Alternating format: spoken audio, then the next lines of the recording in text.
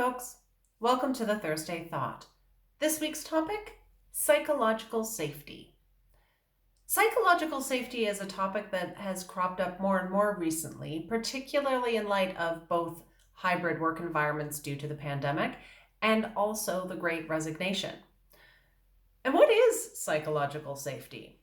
It's, for me, a bit of a confusing term, but what it actually means is that you feel safe at work to express your true opinions.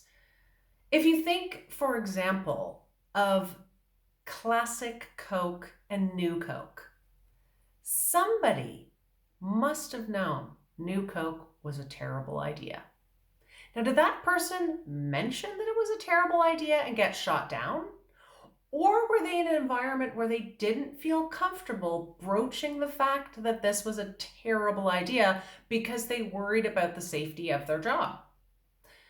Psychological safety means that you can say, "Boss, that is a terrible idea," and not be worried that there will be negative consequences for saying such a thing. Psychological safety means you feel safe expressing yourself. It means you feel safe being who you really are.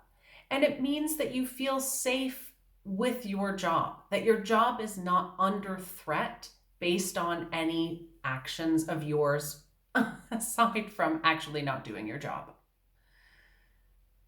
And how can you create psychological safety?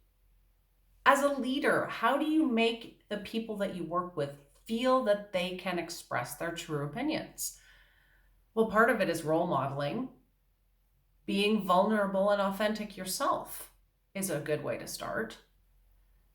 Encouraging people to give their opinions and then responding positively when they do, particularly if they don't give you a response that is necessarily what you wanted to hear. Thanks for bringing that up, Steve. I didn't want to hear that, but I really appreciate that you have taken the time to express yourself. And honestly, I gotta say, that was a good point. I didn't see it from that perspective, so thank you. There are many ways to make people feel psychologically safe, but as with any leadership trait, this is one that requires self-awareness. How do you create psychological safety? First, you have to know what it is, and then you have to actively think about how you handle situations at work. I'd love to know your tips and tricks for psychological safety and if you yourself feel psychologically safe at work. Have a great week, and I'll see you next Thursday.